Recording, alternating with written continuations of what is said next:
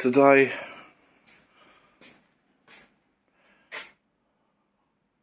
I'm looking at the steering. This is the connecting rod. It's called double D because of the shape.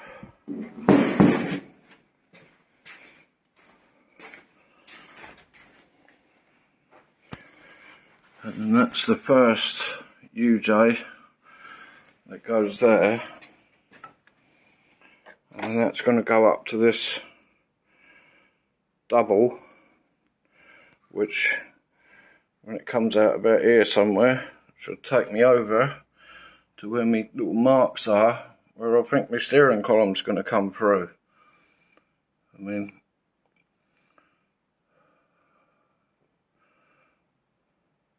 I've got to cut a hole in that now, make that look good somehow.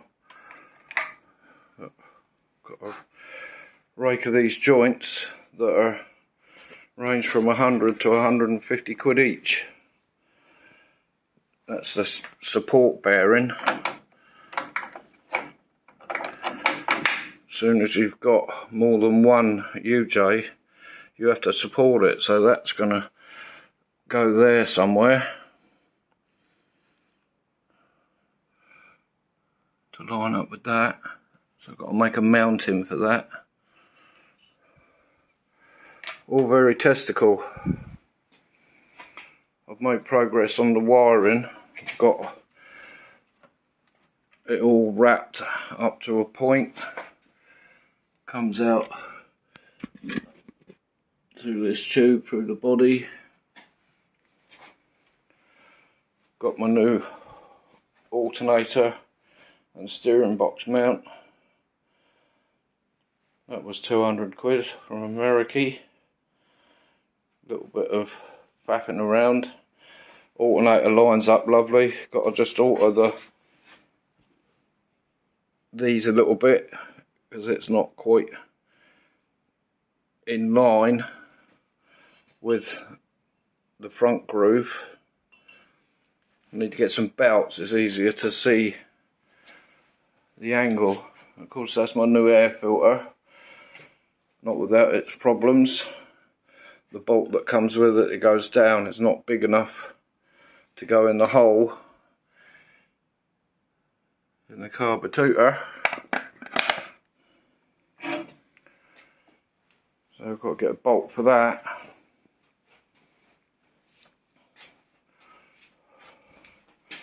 I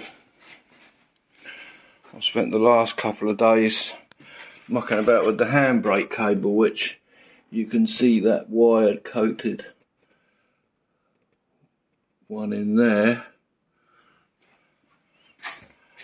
which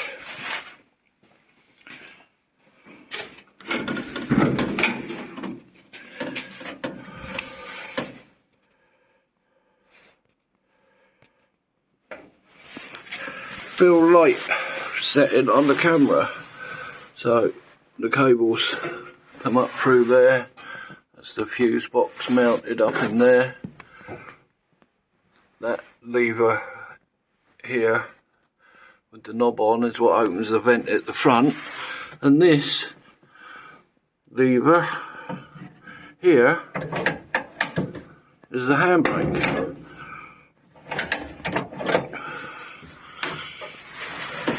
And that's a cable goes down to the chassis, and then underneath, this is my new battery box that I've made, and then that's the connection to the rod that runs down to this contraption here, which holds the cables that run to the back axle. So half a prop shaft. I've got to get the exhaust from there down here.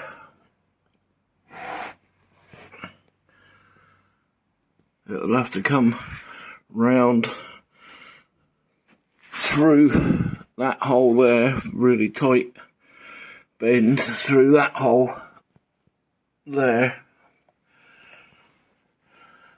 which then gives me a fairly clear run to get my exhaust silencers mounted there, and then up over the back axle.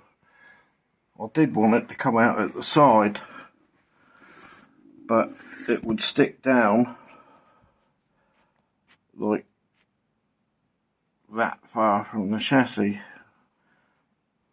2.5 inches or 3 with the mounting. Oh, I can get down, but I can't get back up.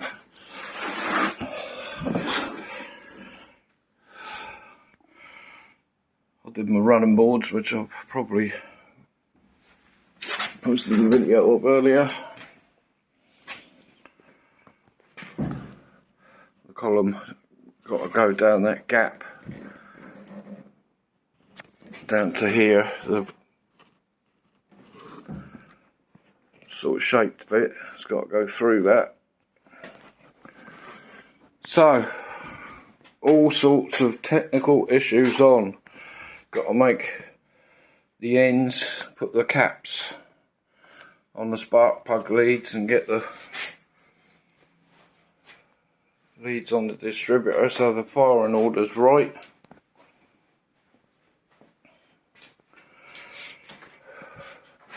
Got to make up a bracket and find out all about how to attach the kick down cable.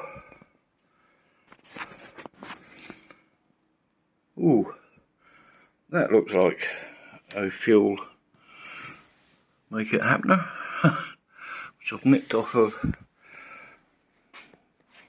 the video that I watched. Something garage that I can't remember the name of. Right, of course, we do have storms every evening, so it's coming through the bottom of the door there, and of course, not ideal. Everything getting wet. With my little spot, all the floors wet. I moved it all out yesterday, dried it all up and put stuff back. Moved a lot of stuff,